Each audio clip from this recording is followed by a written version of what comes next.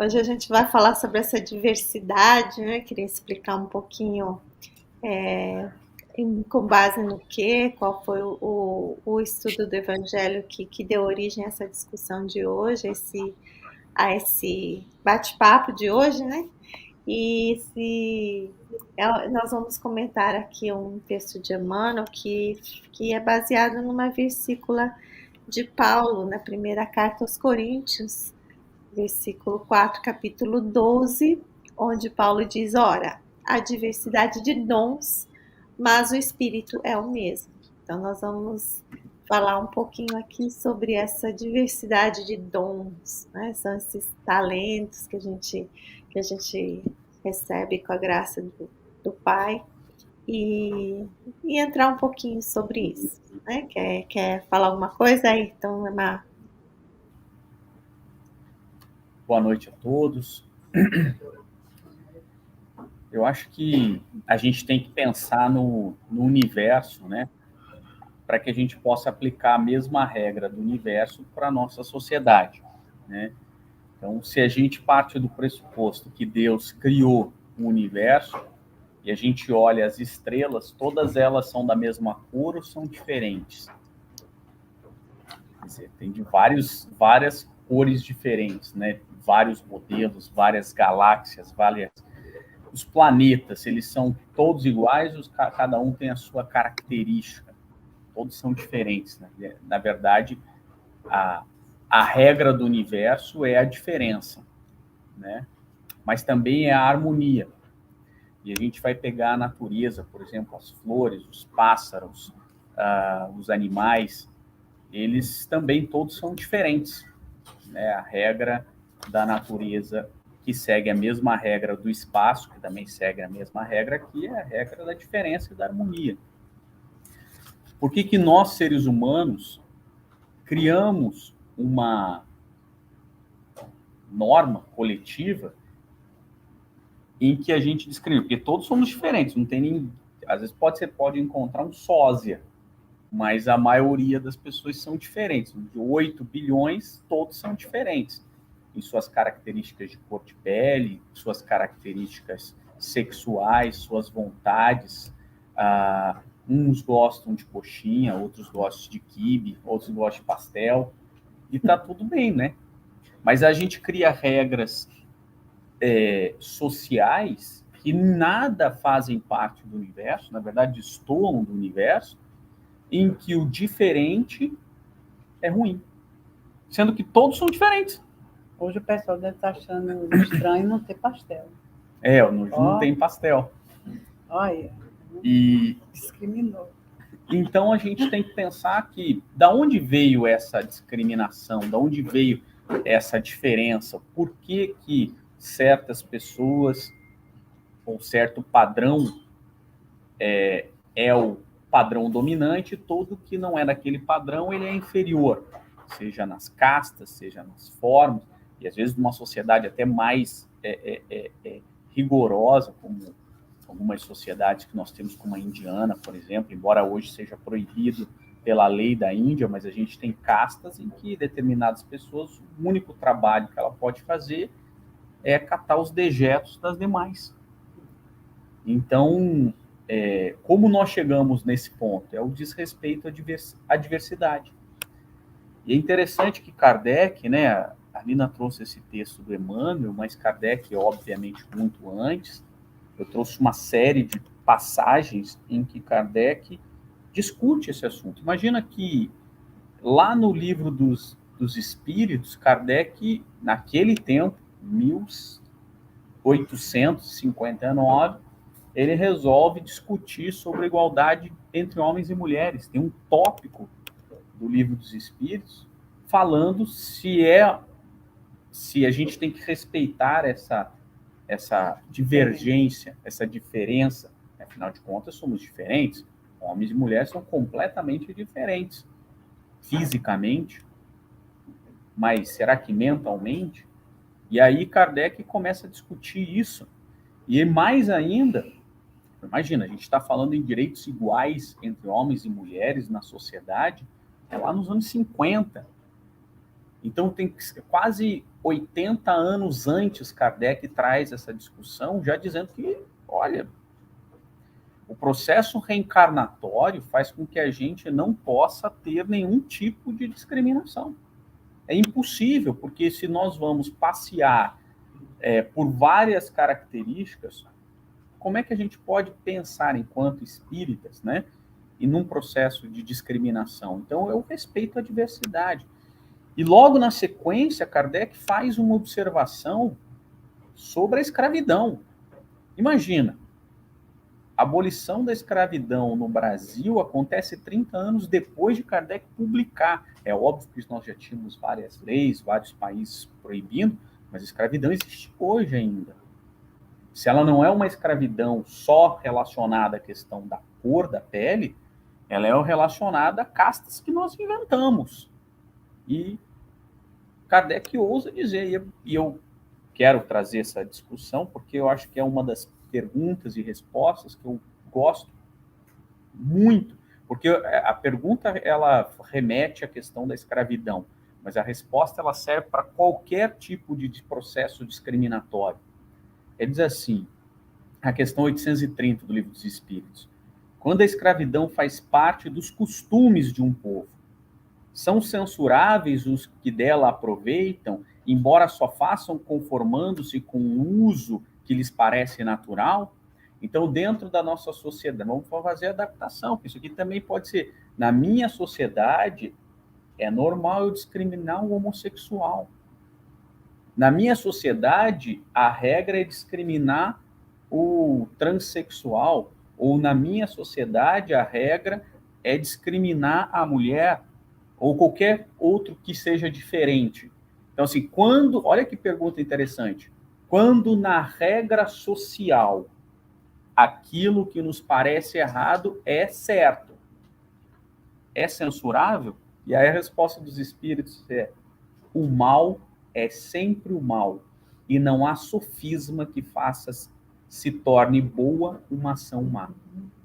Acabou. Não tem lugar, né? Acabou. Então, assim, isso serve para qualquer, e aí continua, mas eu acho que essa parte, acho que é a parte mais importante.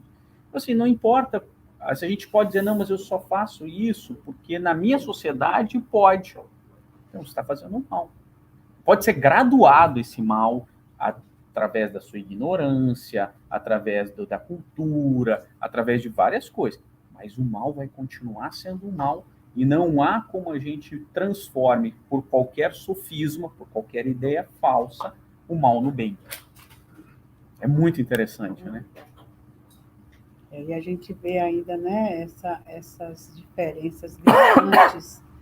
Eu fiquei imaginando assim, né, porque nós somos criados simples e ignorantes, né, mas todos viemos e passamos, né, pelos reinos, a gente sabe disso através do Espiritismo, vivendo de diversos, né, em diversas raças, em diversos...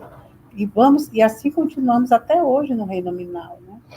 Então, a diversidade é uma coisa assim que quando você tem noção de que você é um espírito imortal, de que a reencarnação existe, de que a gente vem vivendo papéis dentro da sociedade para poder evoluir, né, respeitando o outro, não mais matando, não mais vivendo as diferenças, como é ainda gritante, né, essa coisa do diferente, né? Quando Paulo diz que a diversidade de dons, né?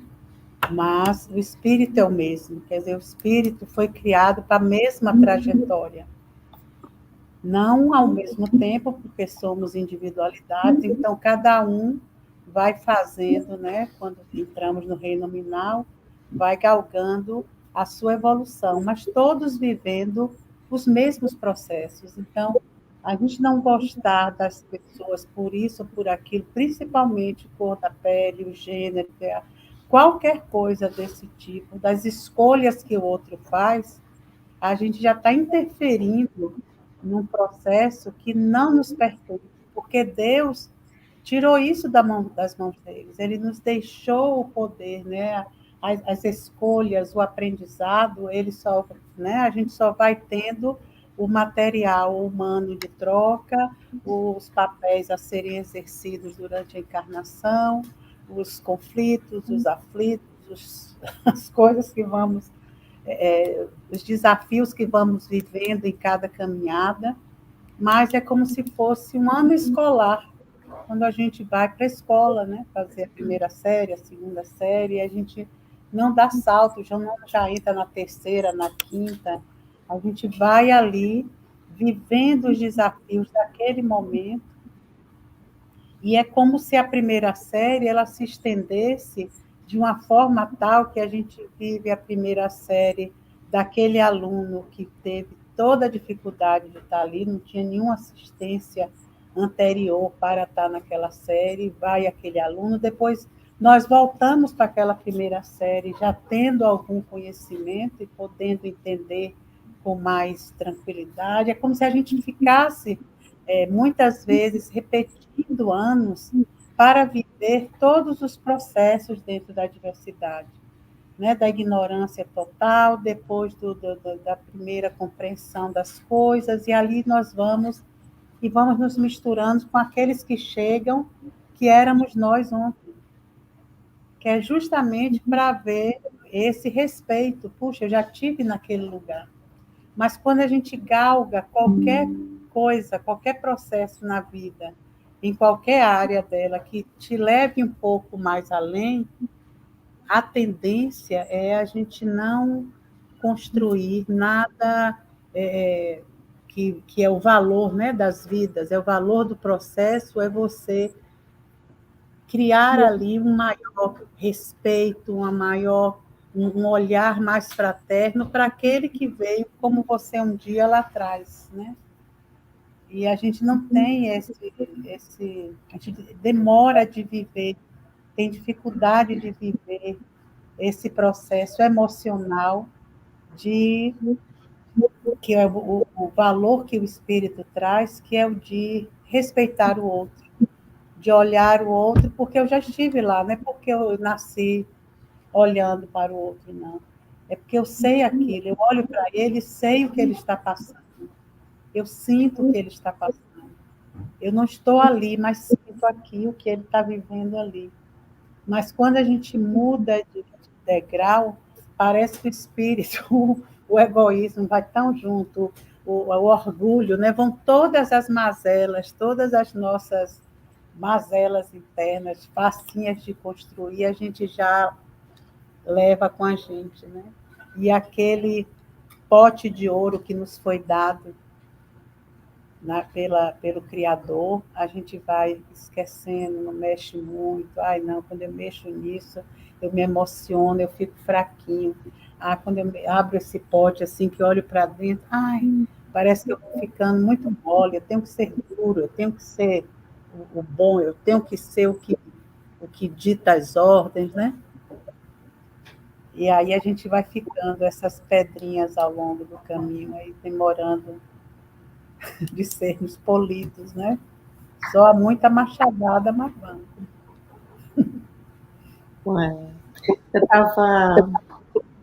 Eu estava estudando essa questão da lei de igualdade ali no Livro dos Espíritos, e Kardec pergunta, tem uma pergunta específica sobre por que Deus não dá as mesmas aptidões a todos os homens, né? E os espíritos respondem, nós todos somos criados da mesma forma, simples e ignorantes, mas alguns há mais tempo, outros há menos tempo, e assim a soma das aquisições são diferentes. Mas eles vão dizer assim, a diferença entre os espíritos está na diversidade dos graus de experiência alcançada, né? E da vontade com que obra, vontade que é o livre-arbítrio. Então, claro que um vai ter uma vontade diferente do outro, por isso que uns se aperfeiçoam mais rápido do que outros, né? Daí dá para a gente entender essa variedade de dons que cada um, que nós que a gente vê entre nós. Mas eu acho interessante o que Emmanuel diz é que com esse livre-arbítrio, cada um no seu lugar, na sua posição, pode revelar qualidades divinas, né, para e por todos aqueles que estão à sua volta. Então, como eu disse, Marisa, aí acho que achei super interessante o que você falou, Mar, que assim, realmente, às vezes a gente está ali, né, é um ajudando o outro, é um fazendo pelo outro, que a gente vai conseguir nessa lei de cooperação, nessa lei de solidariedade, fazer, não é? O que falta em um, sobra, o outro tem, e é com isso que a gente vai conseguir, é dessa forma que acho que a gente vai conseguir, assim, no grupo da mesma série aí, tem esse grupo de alunos, e tem os que sabem um pouquinho mais, a gente junta com os que sabem um pouquinho menos, e vamos é, nessa ajuda, né? Vamos compreendendo assim a evolução da vida. Então acho que quando meu filho começou, acho que ele estava no terceiro ano, mudou o sistema na escola e era assim, eles faziam muito estudo em grupo, né? A professora colocava no grupo assim e ela misturava, porque até então os mais fraquinhos ficavam num grupo, os mais fortes ficavam no outro grupo e a média ele ficava separado. E tinha gente que ajudava, o grupo que sabia menos, o grupo que sabia mais, tinha lá os voluntários que ajudavam. E aí o sistema mudou um pouquinho, eles misturaram, né? Os que sabiam muito iam lá ajudava aquele que sabia menos. E às vezes, por eles estarem assim, talvez na mesma faixa de interesses, quando a criança explicava para o outro que sabia menos, ele conseguia entender, às vezes, até mais fácil do que quando a professora ensinava. Interessante isso, né? Às vezes acontece isso na vida da gente também, eu acho. Às vezes os espíritos superiores estão lá falando, falando, falando no nosso ouvido, aquele negócio é tão lá para cima que a gente fala, não, nem escuta, nem entende, nem percebe. Mas quando alguém está do nosso lado ali, a gente consegue ouvir, consegue sentir, né? Desde uma mediúnica em que o espírito sofredor escuta muito mais o encarnado do que os espíritos que estão junto com ele tentando ajudar. E nós aqui encarnados, quantas vezes eu acho que os que estão à nossa volta, com o seu com o seu dom divino, com a sua qualidade divina, nos ajudam mais, né? Abrem mais os nossos olhos do que os mentores que estão ali há séculos, ali, vidas, tentando nos empurrar, nos puxar, né, para cima. Então, acho que é interessante essa coisa, essa coisa que Emmanuel traz para a gente prestar atenção, né? Muitas vezes, tanto o que a gente está fazendo, como o que a gente está recebendo. É nessa mesma toada que a Lina colocou, né? Eu meditando sobre essa questão da diversidade, me lembrei de uma passagem de Sócrates, né? Que todo mundo conhece, talvez não conheça a história inteira, mas todo mundo conhece a frase, né? Só sei que nada sei. E às vezes a gente fica pensando que nessa frase, ou repete essa frase, sem entender, às vezes, o contexto que ela foi dita, né? E ela é interessante porque nos conta Platão, ele conta que Sócrates é como Jesus, nunca escreveu nada, né? São os outros que escreveram dele. E que certa feita Sócrates estava andando e foi consultar, ou chegou próximo de uma pitonisa. A pitonisa era a médium do seu tempo, né? Ela mantinha um contato com a espiritualidade, então elas às vezes profetizavam determinadas coisas. E aí, quando ele entrou, a pitonisa virou para ele e falou: eis o homem mais sábio da Grécia. E Sócrates, que veio de uma escola filosófica, às vezes ele gravitava na escola chamada cínica, e às vezes ele fazia várias vertentes, né? Se revoltou com isso. Ele falou assim: não, poxa, tem um monte de gente que sabe muito mais do que eu. Como que ela pode dizer, eu quero provar que essa pitonisa está errada, né? E que ela não sabe o que ela está dizendo, e eu vou provar isso. Então ele sai com seus alunos e vai até um padeiro. E ele pergunta, olha, quem é o melhor padeiro que tem aqui na Grécia? Fulano.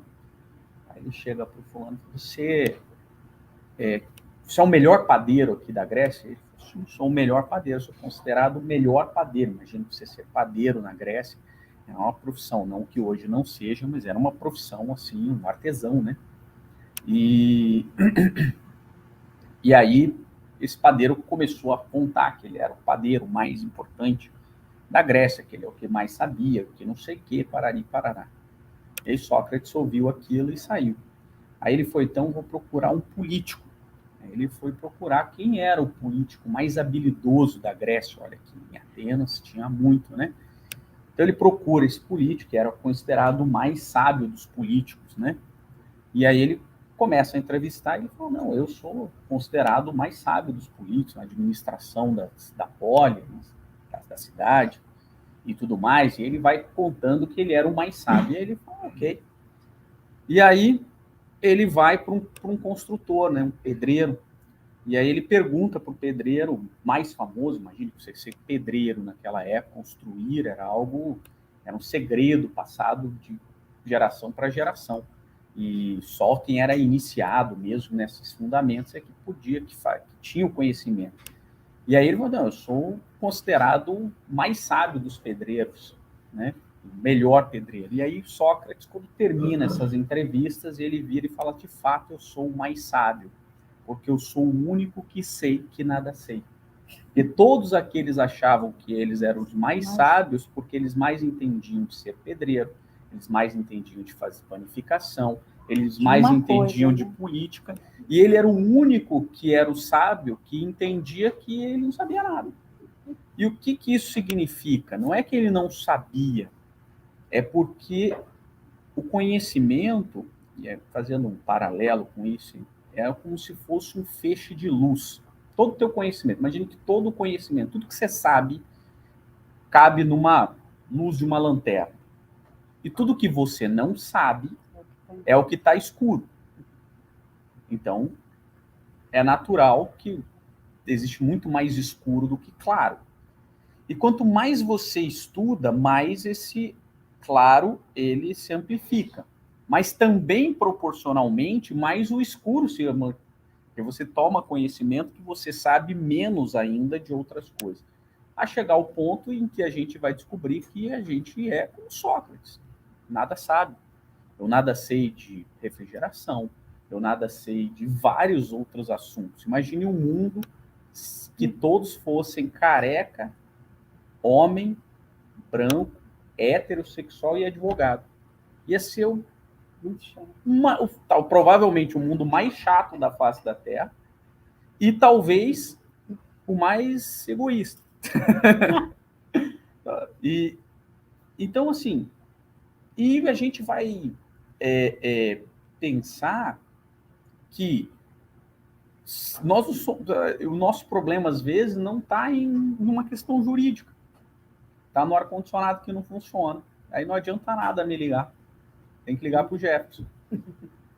E aí você vai me perguntar e eu não vou saber nada. Né? Ou a nossa questão pode estar em vários outros. Então a gente descobre que a diversidade é um feixe de varetas, né? Quando você tem esse feixe de varetas, é muito mais difícil de quebrar do que um galho só. Então, quando a gente soma essas diversidades, e assim funciona, acho que com tudo na vida. O Colab, por exemplo, cada um de nós aqui tem a sua experiência, tem o seu estudo, a sua forma de abordar o conteúdo, e eu acho que só funciona porque são 3 pessoas diferentes. E se fosse 3 pessoas iguais, a gente vai ficar repetindo a mesma coisa. Em tudo, né? Como você disse, tem que ter a diversidade. O bom é isso, é o que dá cor, é o que dá brilho, é o que tira do mesmismo, é a diversidade. Quando a gente não admite isso, a gente se restringe a esse foco de luz aqui muito limitado e deixa toda uma imensidão de claridade, de verdadeira claridade de fora. Então, essa fala de Paulo, né? A gente traz isso para a mediunidade, para vários setores da vida que não dariam certo se não houvesse a diversidade, né? Se fôssemos todos iguais, se pensássemos iguais, não ia dar certo, né? Por isso que ainda as famílias são formadas via planejamento espiritual, porque se deixasse por nossa conta, não ia dar em nada, a gente só ia para aquele meio que pensa igual, que não ia ter nenhum problema, né? E às vezes a gente vai nessa linha, mas aí quando vai parir, haja a criança, né? Diferente que vai vindo. Vocês, mas de onde eu tirei esse povo? Todos estão diferentes de mim. Não foi esse que eu sonhei, não era isso que eu queria. Então, a vida nossa, quando a gente vai para um trabalho novo, quando a gente conhece pessoas novas, sempre vai haver esse leque se abrindo, né? É uma tentativa que a vida vai fazendo conosco para que a gente possa ir galgando outros andares, outros meios de olhar a vida e se preparar para outras encarnações, porque a gente tem que melhorar o mundo, né? A gente tem que fazer crescer a si e a tudo que está à nossa volta. Não é? A gente não cresce só, ninguém vai sozinho, né? Você vê que Jesus foi, mas aí volta para pegar os que estão bem na retaguarda, mas sem medo nenhum de reencarnar num tempo em que ele sabia que seria, no mínimo, crucificado. No mínimo, seria a crucificação. Mas o Espírito está nem aí, ele quer vir, é como a Lina disse, naquela classe onde está todo mundo meio perdido, vai, bota um ali que vai clarear um pouquinho as ideias e tudo, e nem pode ficar muito, porque senão começa a ser destrutivo, né? E aí deixa assim poucas coisas em poucos anos, né? Deixa algumas lembranças daquela presença daquela criatura ali, que a gente até hoje vai tentando decifrar aqueles passos, aquelas falas, aqueles gestos, e vai tentando, né? Agora a gente já gosta de ouvir, né? Hoje eu estava lendo um negócio de Chico dizia que a coisa que ele mais encontrou e aprendeu no Espiritismo foi a respeito de Jesus. Ele não sabe se seria espírita se não encontrasse Jesus no Espiritismo. E realmente esse encontro, eu acho, de todos nós espíritas, que às vezes a gente chega na casa espírita, atrás dois espíritos que falem para a gente o que a gente quer ouvir, de bom, de bacana, de não sei o quê, né? E aí a gente começa a estudar mais o Evangelho, a ver, né, através dos espíritos, a explicação para aquelas passagens. Aí a gente termina notando que esse básico está conosco desde que éramos, né, lá atrás, aquele pessoal que colou chiclete na cruz, outros jogaram pedras, outros enfiaram a lança. A gente acho que só colou chiclete mesmo na época, não tinha altura para ir mais além, né? Mas que a gente está desde aquele tempo entendendo, buscando entender essa linha de Jesus tão palavras assim, direcionamentos tão objetivos, curtos e grossos, é assim, é assim, é assim. Como que não tem muita coisa para a gente só tem que pegar pouca coisa e tentar encaixar numa vida enorme de erros. A gente não consegue ainda tirar os erros e botar, meio que dizer assim, ah, você já emagreceu, tira essa roupa folgada, vista uma roupa mais apertadinha, a gente ainda não consegue, sabe? Ainda acha que o folgado é mais confortável, né? Mas chegaremos lá, né, dona Lina? Com certeza. Olha aqui, pessoal, quem está no centro aí, né? A Estelinha está mandando. Está de férias lá na Bahia, mas está mandando aqui um. Arraial da Trancoso, está lá. Está aproveitando lá e mas está aqui com a gente. Muito, muito bom, né? É bom a gente, às vezes, nesse intercâmbio assim do virtual, que a internet permitiu essa abertura para o mundo inteiro, a gente se conectar a qualquer hora, de qualquer lugar, né? Estava comentando com a Marisa que a gente eu estive em Trancoso, sei lá, quase 40 anos atrás, Porto Seguro aqui não tinha, a luz tinha acabado de chegar, mas a água quente ainda não, ainda não tinha. Então foi bem, faz muitos anos mesmo. Percebi a minha idade aí bem pesado, mas, mas Não, você é, foi como as meninas. pois é, virando avó ainda, aí que você vê mesmo, né? Como, mas nesse passar do tempo também a gente vai vendo que nesse de crescer, nesse desenvolvimento, como esse aprender faz parte da coisa, como essa troca, né? Porque você aprende, talvez ensine alguma coisa também no meio do caminho, não sei, mas diz Emmanuel que sim, que a gente aprende e ensina ao mesmo tempo. É trabalho de toda hora, mas eu acho que nesse relacionamento é que a gente, dessas diversidades, que a gente aprende tanto, né? Porque aí você vê a didática divina, como diz Marisa, de colocar a gente assim numa família em que todo mundo é aquele colorido, né? Todo aquele aquelas diferenças que muitas vezes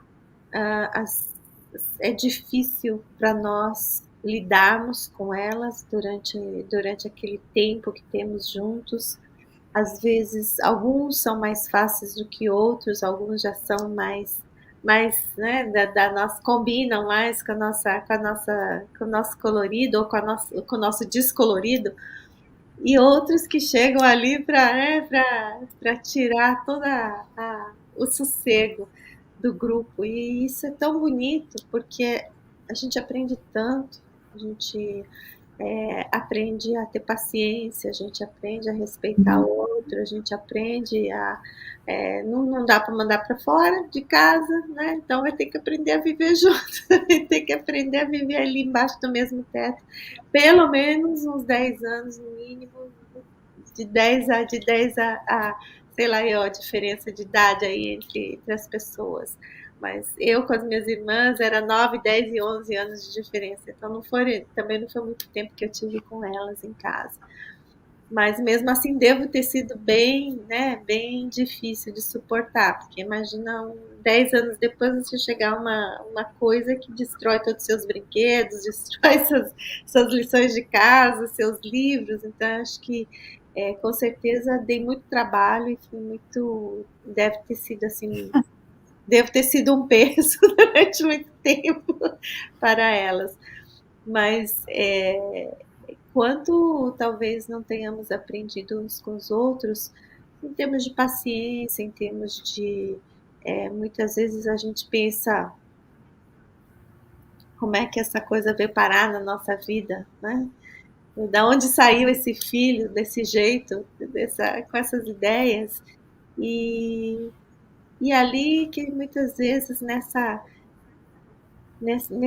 oportunidade, nessa bênção disfarçada aí, que a gente cresce tanto, que o coração se abre, né, para aceitar tantas coisas que a gente não aceitava antes, que tinha preconceitos, que a nossa cultura não aceitava, e de repente você se vê pelo seu filho aceitando aquilo e vendo que aquilo também faz parte da vida, né?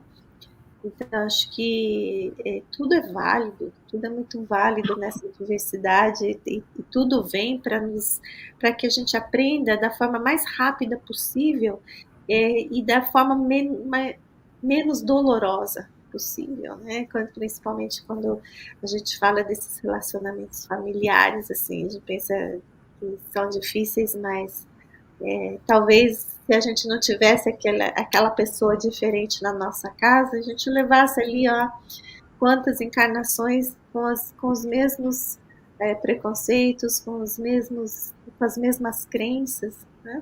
Às vezes eles vêm para chacoalhar um pouco a gente, assim, isso é muito bom. E acho que também as experiências, né? Às vezes a gente reclama tanto de uma doença que para a gente por dias, meses, e depois a gente vai ver o quanto cresceu por causa daquela experiência. Então, acho que nesse ponto, assim, tudo é muito válido.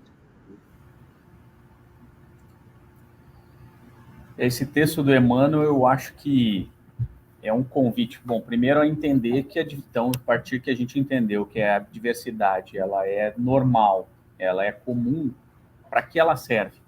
Eu acho que esse é o grande ponto do Emmanuel. Se cada um desenvolve uma potencialidade diferente, cada um tem uma responsabilidade de pegar essa potencialidade e dividir. Eu acho que essa é a lição que o Emmanuel nos traz aqui. Uma brincadeira que eu sempre faço e digo que ninguém é tão ruim, mas tão ruim que não sirva ao menos de mau exemplo. Então, todo mundo serve, todo mundo tem alguma coisa, todo mundo tem uma potencialidade para dividir, né? Então, se a gente tem uma...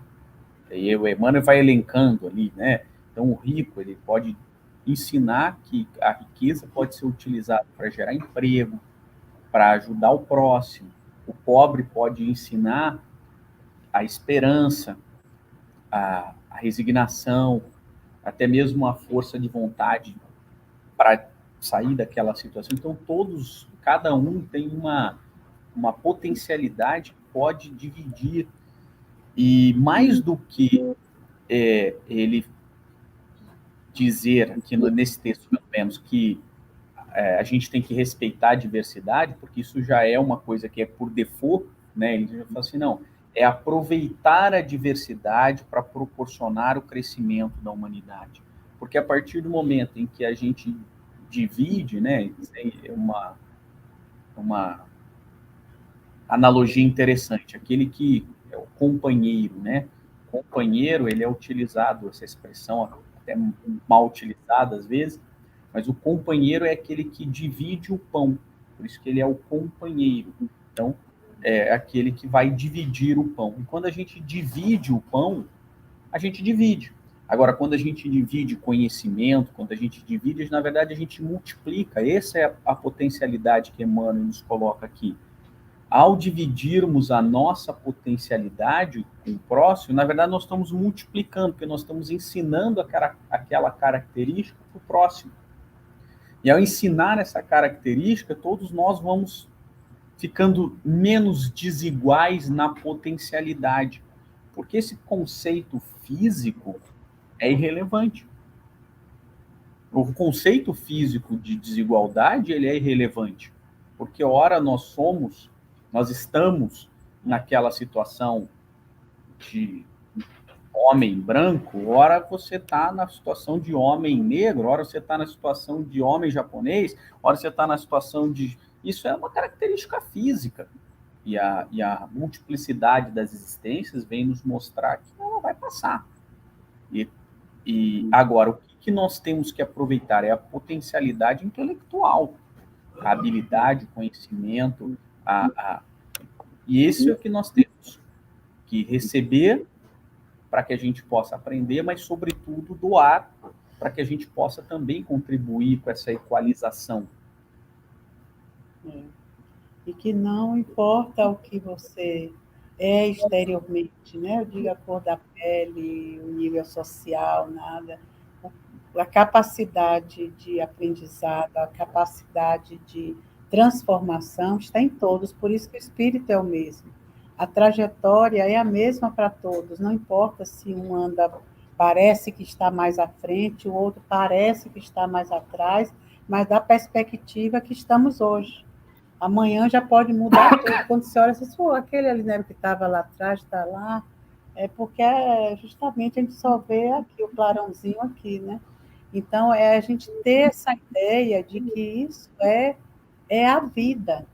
Se não fosse assim, a gente não teria o amparo dos espíritos altíssimos, a gente não teria toda essa capacidade de conexão com o espiritual, com o material, com o futuro, com o presente, com o passado. Essa conexão geral que a gente tem é que nos faz deuses, nos fazem essas criaturas divinas que vamos chegar ao ponto de fazer coisas que aí sim vamos nos orgulhar muito da trajetória.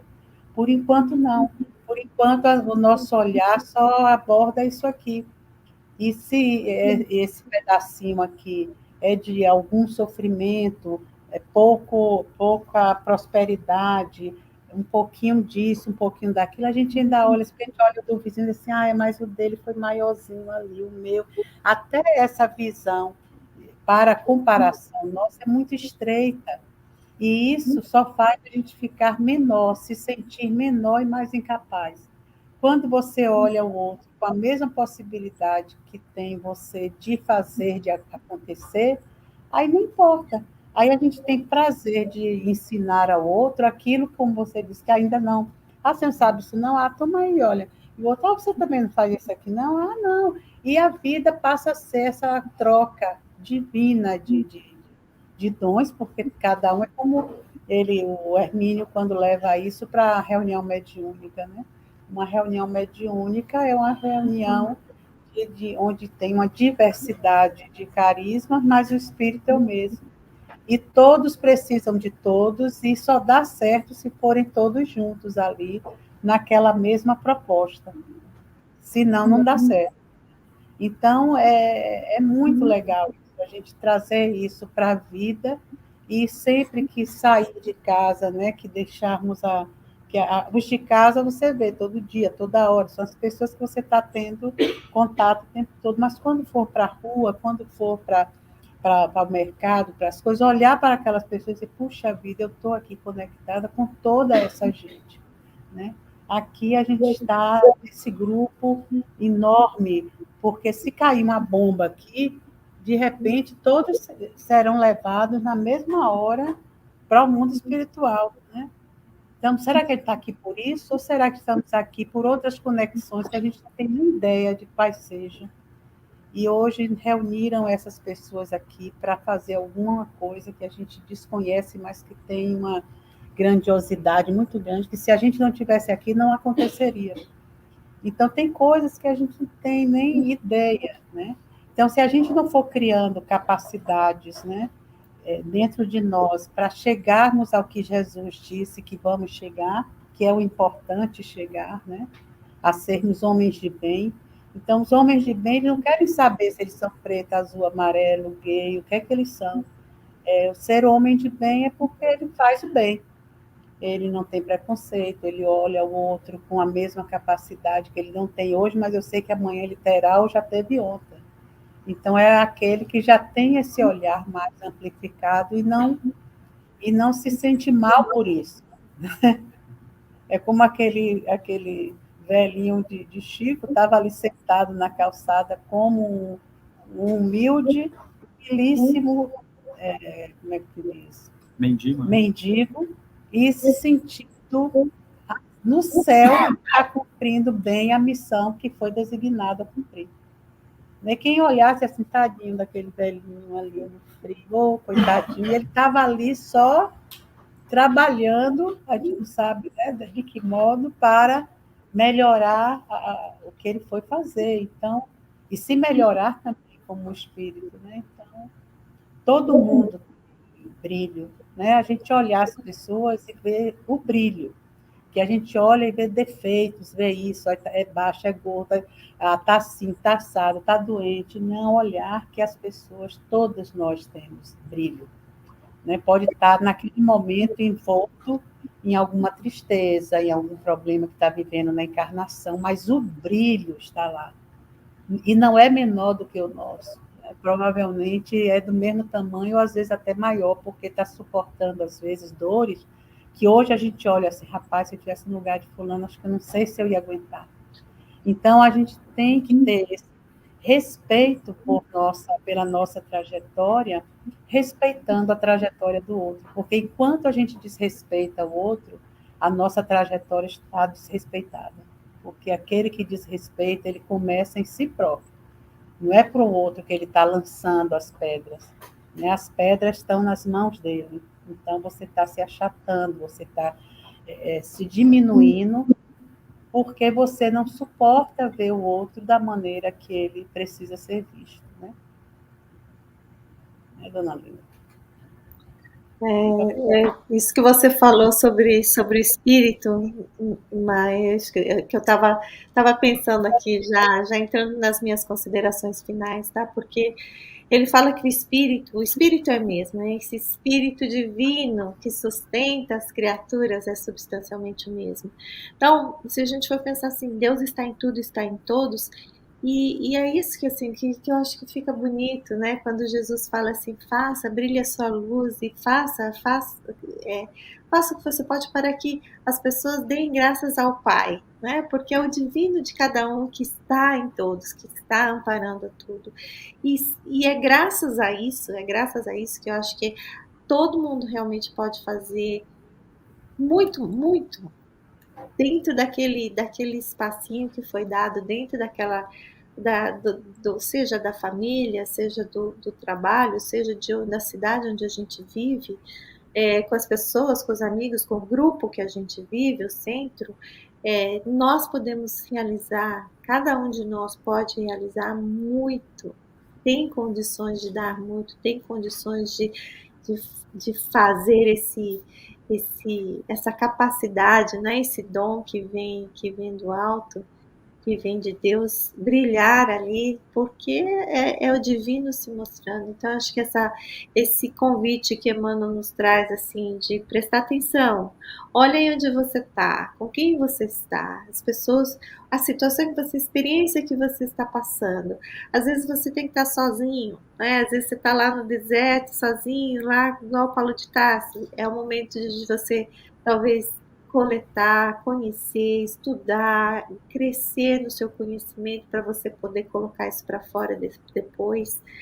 Talvez esse momento você esteja mais em um grupo maior de pessoas, então talvez seja o momento de estar mais ativo ali com aqueles relacionamentos. Então, acho que e muitas vezes não é nem fazer algo, né? Às vezes a gente tá ali para escutar, para ter paciência, para estar de apoio, para ser um exemplo bom no grupo, porque é só pelo exemplo mesmo que a gente consegue ensinar, né? Não adianta ficar falando, falando, falando, que entra pelo ouvido e sai pelo outro, vai fazer o que quer, mas é com o nosso exemplo que a gente vai ensinar, e às vezes não vai ser em um ano, não vai ser em dois, não vai ser em uma encarnação, mas manter essa persistência. E eu acho que quando Emmanuel coloca assim, se você deixar que a vontade divina, né, esteja acima dos seus desejos, a vontade divina vai te aproveitar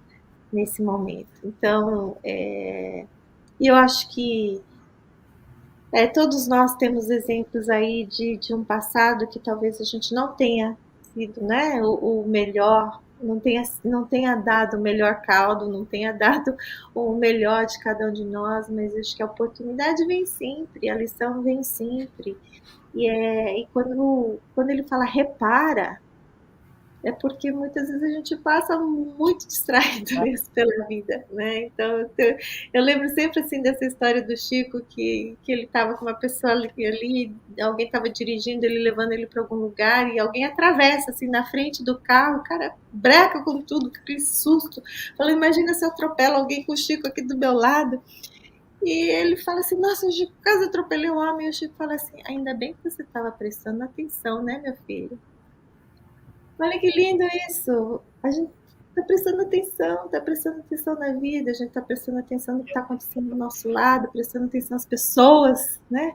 Às emoções, aos sentimentos que estão ao nosso lado. E aí acho que é quando a gente pode ser mais ativo, né? Evitar um acidente, evitar uma dor maior, evitar às vezes algo muito muito ruim que poderia estar acontecendo conosco no futuro, e estamos mais atentos, né? Deixando de fazer coisas que não nos convêm mais, ou criando hábitos mais salutares, mais amorosos, mais fraternos. Então, acho que é esse convite que eu queria transferir aqui para vocês nessas considerações finais aqui que Emmanuel traz, né? Eu indo para as minhas considerações também, mas pensando, minha cabeça foi viajando aqui nesse conhecimento, né? E quanto de conhecimento a gente precisa adquirir e aproveitar esse conhecimento dos outros, né, para agregar esse conhecimento. E pensei, é claro que é uma especulação, mas eu fico imaginando o quanto de conhecimento Jesus, Cristo, tem que ter. E não é só de conhecimento de amor, isso também, mas eu fiquei imaginando o quanto de conhecimento de química, de física, de biologia, de planetas, porque se ele é o governador do orbe e ele tem que assinar cada plantinha que vai ser criada aqui, ou cada processo evolutivo, ele tem que entender disso. Ele tem que entender de planeta, ele tem que entender de criação de planeta, ele tem que... Tudo bem que ele pode ter vários assistentes, mas ele, como chefe, é responsável. E responsável tem que saber, porque senão ele não vai saber mandar, né? Então, imagine o quanto que ele conhece de biologia. E, às vezes, a gente é um tipo de conhecimento que a gente vira e fala assim, não, biologia eu não gosto. Não gosta nessa encarnação. Mas a gente sempre fala, não, mas a gente vai no processo evolutivo e a gente vai chegar a ser espírito crístico. E você está disposto a pagar o preço disso? Porque pagar o preço é conhecer de biologia, conhecer de física, conhecer de química, conhecer de amor, conhecer de relações sociais, conhecer de todos os assuntos. E a única forma, no nosso processo evolutivo, nesse momento, é experienciando com as diferenças de cada um, né? Cada momento a gente vai aproveitando um pouquinho, né? Mas a minha conclusão mesmo, na verdade, não é minha, é a conclusão de Kardec, e eu acho que vale a pena a gente citar, porque está lá em Obras Póstumas, não é um livro que todo mundo lê, né, muitas vezes e tal, né?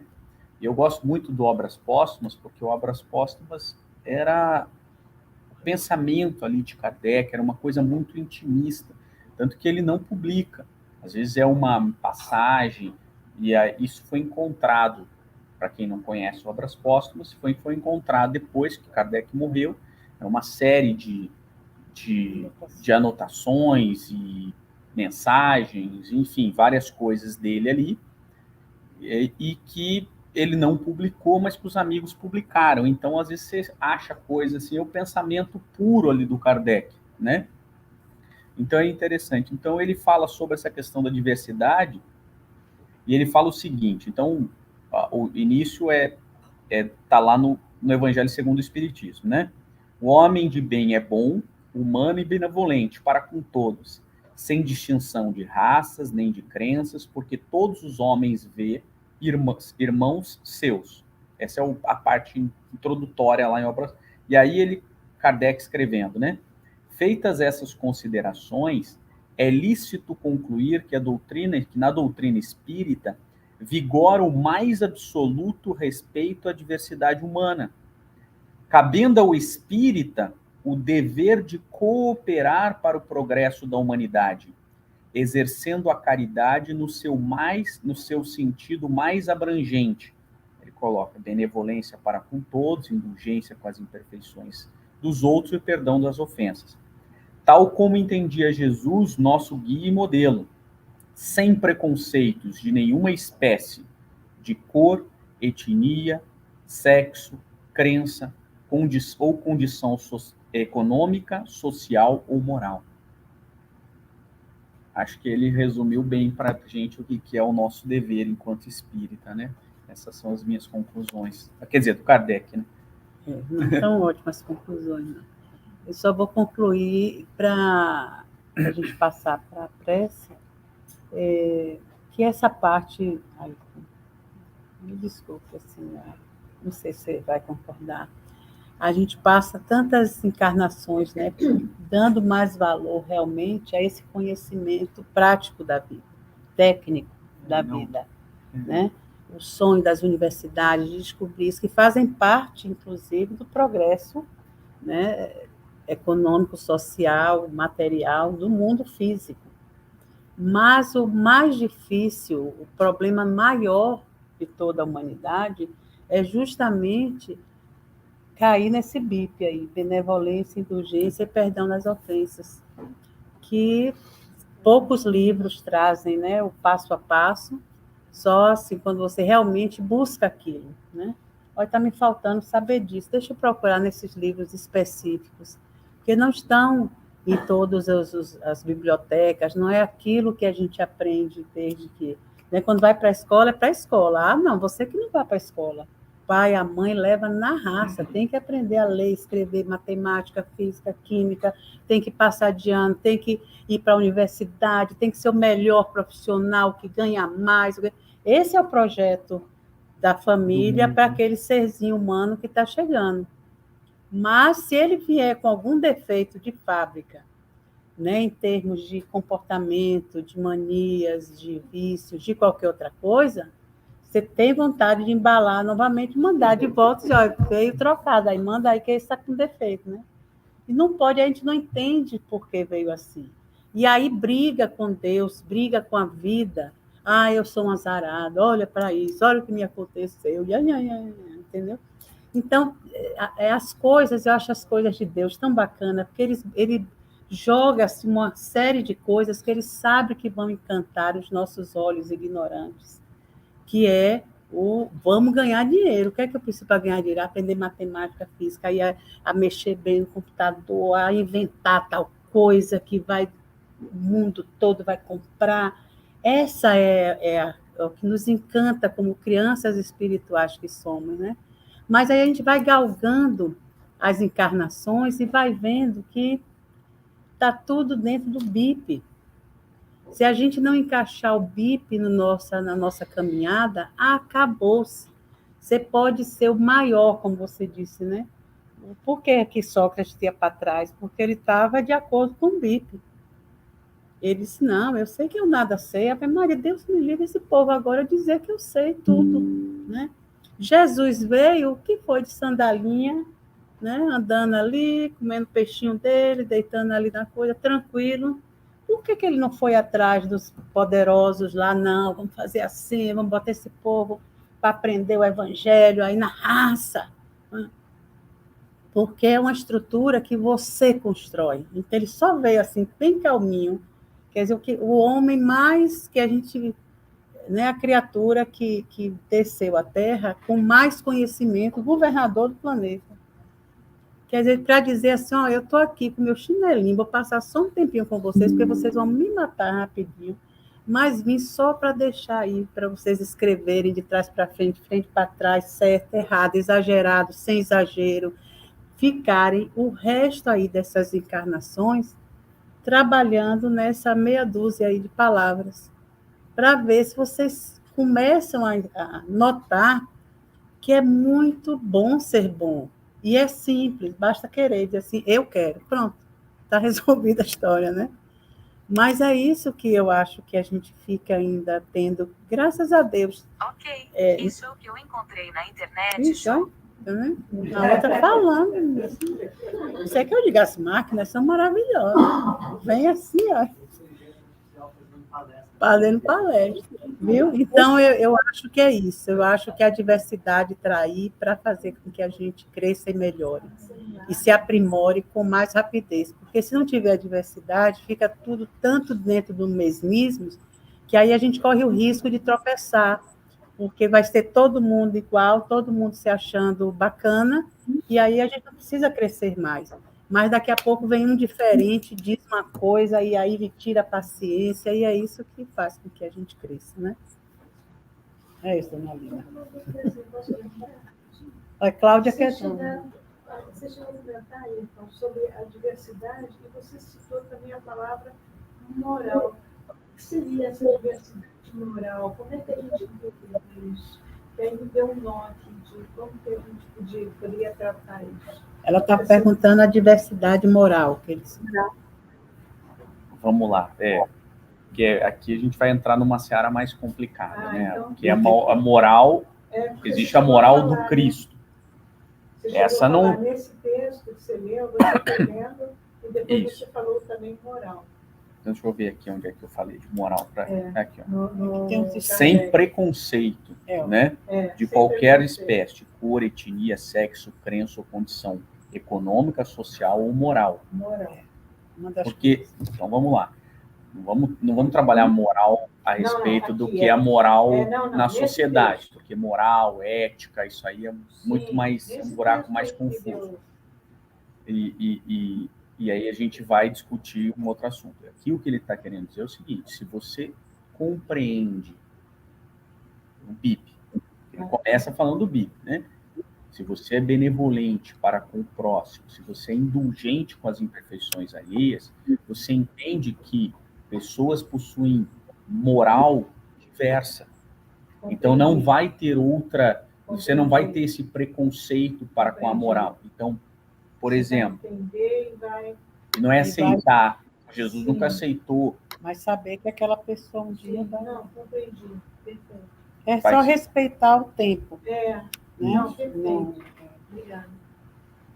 É como uma pessoa que mata, então ele vai preso, aí, mas a gente, se pudesse, exterminava aquela, como antes exterminava, né?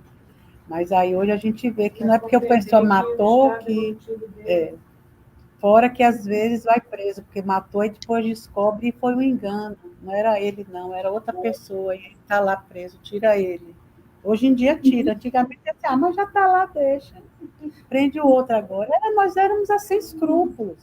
Então, essa parte da moral também não é tida pelos homens da lei, pelos homens que fazem as leis. Então, esse é esse novelo que a gente vive, né? Que a gente vai desenrolando aos pouquinhos. Um exemplo, olha,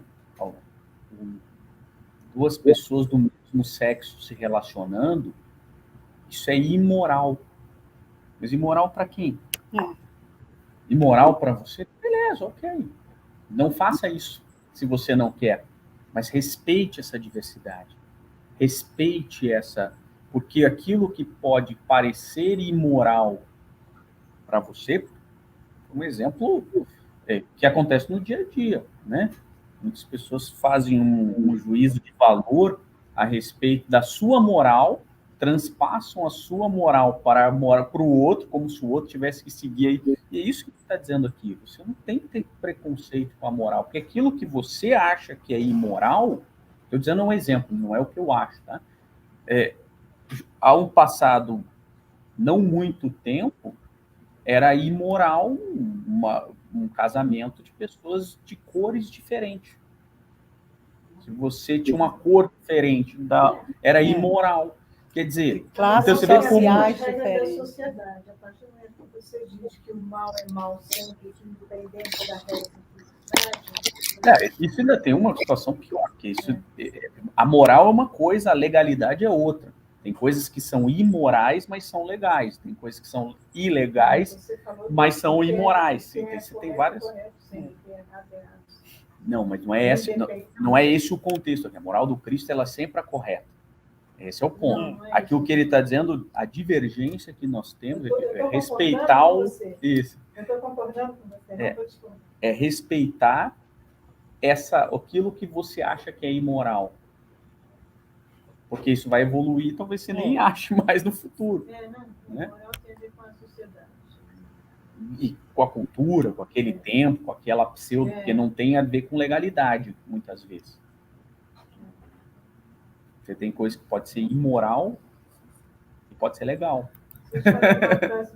Por exemplo, indicar o seu irmão ou seu parente para um cargo público. Às vezes pode ser até ilegal, mas ele é imoral.